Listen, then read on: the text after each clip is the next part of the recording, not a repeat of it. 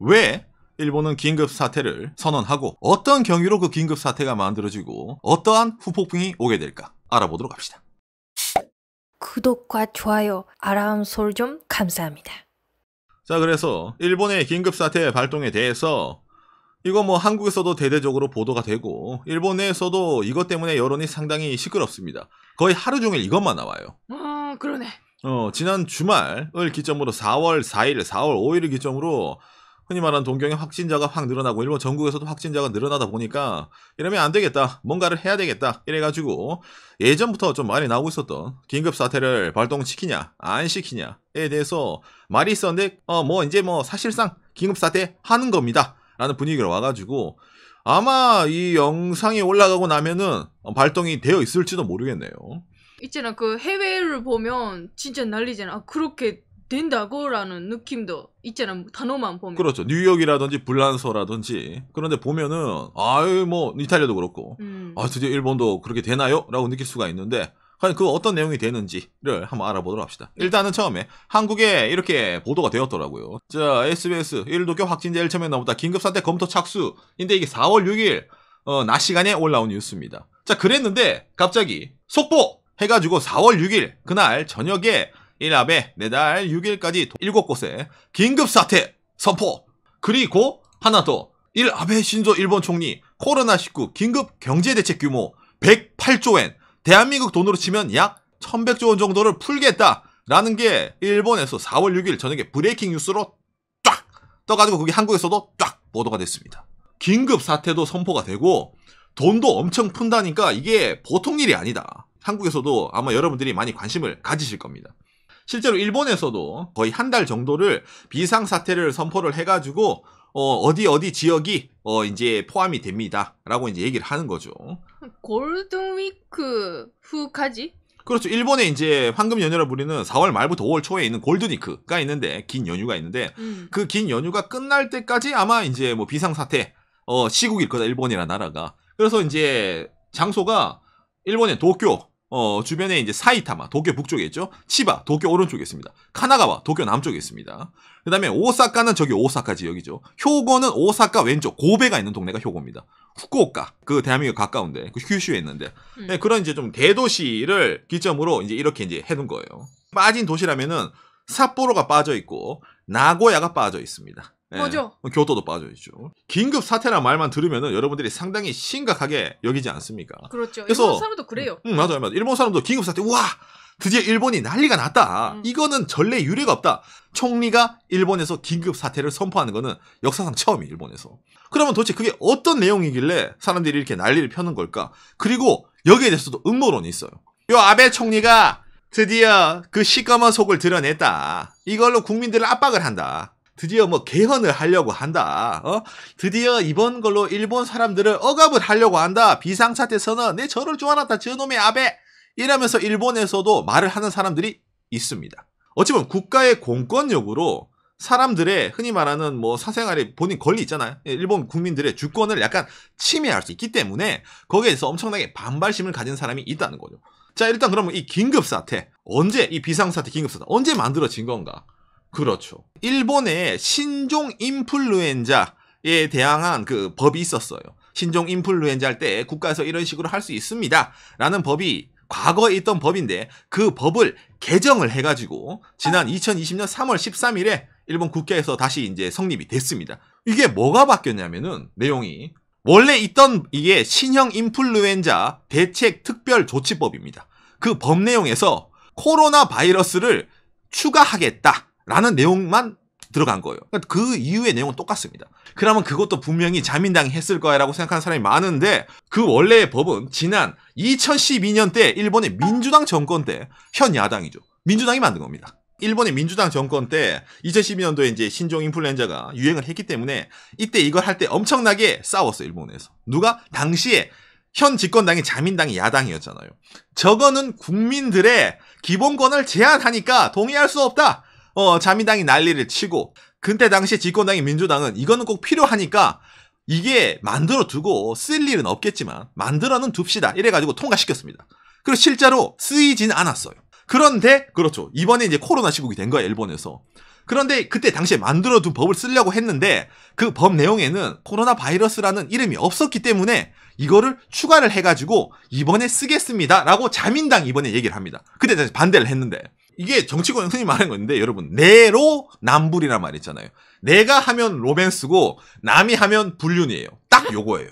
당시에 야당 여당과 지금 바뀌어 있으니까 바뀌어 있는데 또 거기에 대해서 이제 하고 있단 말이야. 그렇기 때문에 일본에서 이걸 아는 사람들은 아베 총리가 예를 들어서 저걸로 이제 사건을 제안을 한다 이런 말 하면은 이미 그쪽에는 받아칠 게 있어요. 이거 우리가 만든 거 아닌데? 이거 쟤들이 만든 건데? 라고 받아칠 게 있기 때문에 거기에 대해서 아는 사람들은 이제 암암리에 조용합니다. 이런 역사가 있었지. 이러면서. 그게 이제 시행된 거 아는데 이 비상사태, 이 긴급사태가 이게 선언이 되면은 그 내용 자체가 상당히 무거운 거 아니야라고 생각이 되지 않습니까? 그래서 이 내용 자체가 대충 쉽게 정리된 게 있는데 어떤 내용이냐면은 외출, 자숙, 요청, 학교, 보육원, 노인 복지시설 등의 사용 정지의 요청과 지시. 그러니까 please와 do it. 그 다음에 음악, 스포츠 이벤트 등의 개최, 제한의 요청과 지시. 그 다음에 뭐 예방접종 실시 지시.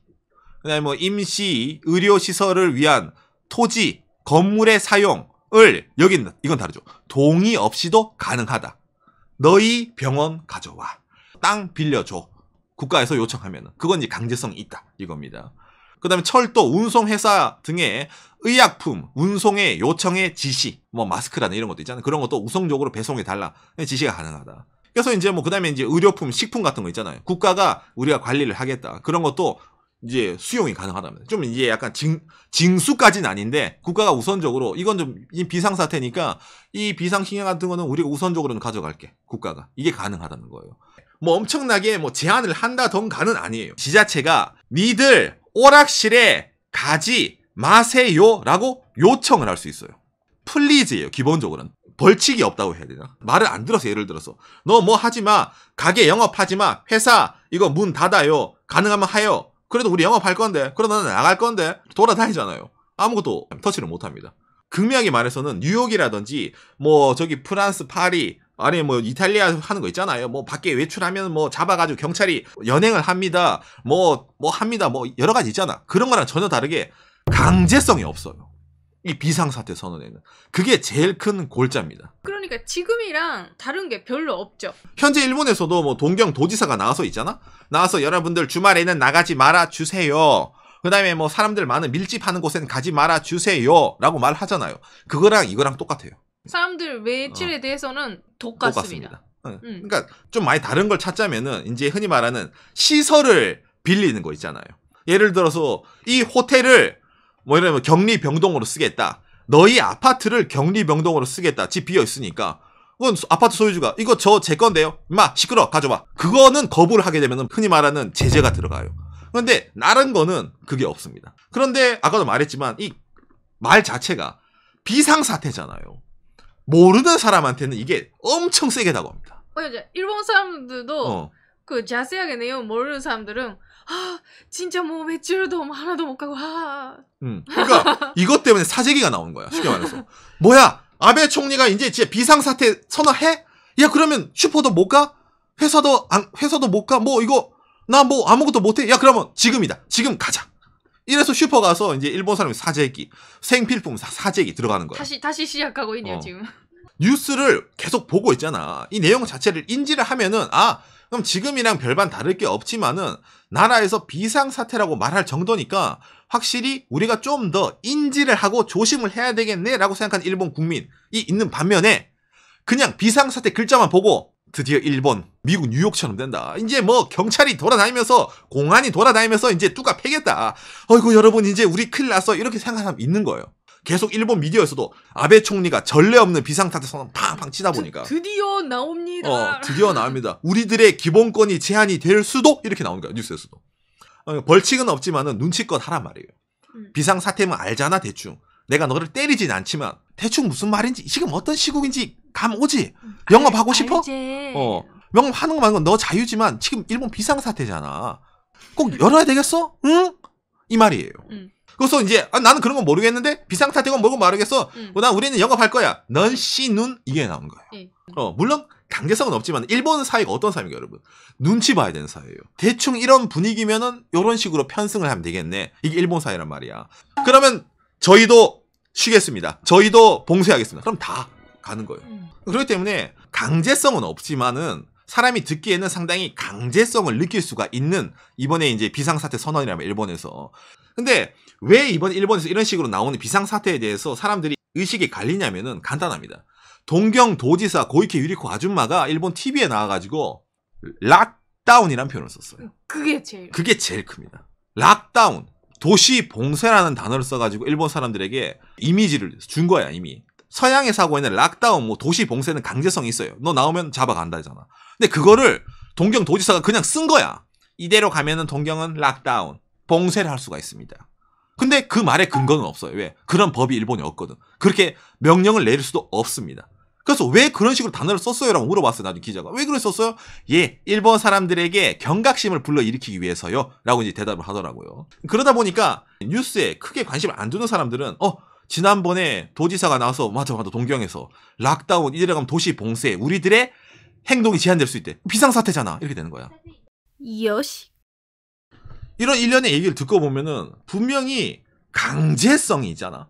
너 나오면 때린다, 감옥에 넣는다, 이송한다 이런 건 없는데 이상하게 말을 들어보면은 그거랑 별반 다를 게 없게 느껴지실 분도 계실 겁니다. 이게 사상 초유의 사태입니다, 일본 내에서. 그래서 여기에 대해서 경제적으로 후폭풍이 얼마나 크다, 경제적으로 부작용이 클 거다, 아니다. 오히려 비상사태를 냈기 때문에 사람들이 안심하고 자택근무를 하던 뭘 하던 경제활동을 할 거기 때문에 오히려 나아질 거다라고 말하는 사람도 있습니다. 가지각색이에요. 그래서 일본 내에서도 여기에 대해서 확실하게 이건 좋은 거다 나쁜 거다라고 말한 건 없습니다. 다만 일본의 대부분의 여론은 이 긴급사태에 대해서 상당히 많이 바뀌어왔다는 거예요. 처음에 법을 개정했을 때는 이야 드디어 자민당이 독재를 한다. 이런 거 법을 엄청나게 센 걸 한다라고 처음에 3월 중순이었어 그게. 근데 점점 의견이 바뀌었어. 확진자가 늘어나고 일본의 코로나가 엄청 중요한 존재가 된 거야.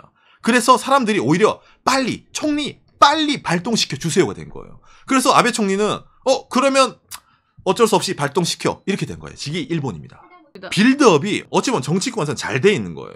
사람들이 일본 국민들이 원해서 낸 비상사태가 된 거야. 예. 긴급사태가 된 거야 이게. 국민들이 빨리 해야 돼. 아베장 아직 빨리 아직 안 돼. 해야 돼요. 알겠습니다. 합니다요.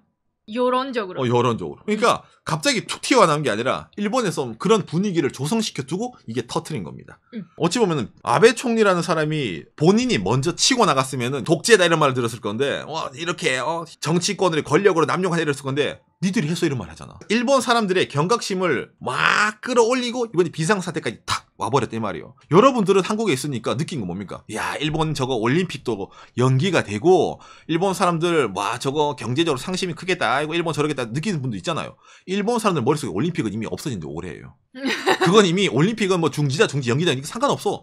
그것도 아니야. 사람들에겐 코로나가 위험하다. 이거 진짜 위험하다. 미국도 저런다. 유럽도 저러는데 일본도 멀지 않았다. 야 그런데 왜 우리 정치권은 안 움직이냐 이랬는데 드디어 움직이게 되다 보니까 사람들이 오히려 안심 이런 사람도 있는 거예요. 맞아요. 놀랍겠지만 이런 식으로 여론이 생기는 겁니다. 일본에서. 저희도 이제 방송을 하는 사람 입장으로서 뉴스를 보고 사람들이 어떻게 움직이냐 어떻게 생각하냐 여론을 보잖아요. 정말 태세 전환이 있잖아. 요렇게 태세 전환을 했어요. 진짜. 깜짝 놀랄 정도로 일본의 나라가 급작스럽게 바뀌고 있습니다. 그래서 오늘은 이 긴급사태에 대한 내용, 어떻게 이 법이 성립이 되었고, 내용은 어떤 거고, 어떻게 시행이 되게 되었고, 거기에 대한 일본 사람들이 이제서야 이걸 발동했다라고 생각하는 사람이 있다는 거를 여러분들이 알려드렸습니다.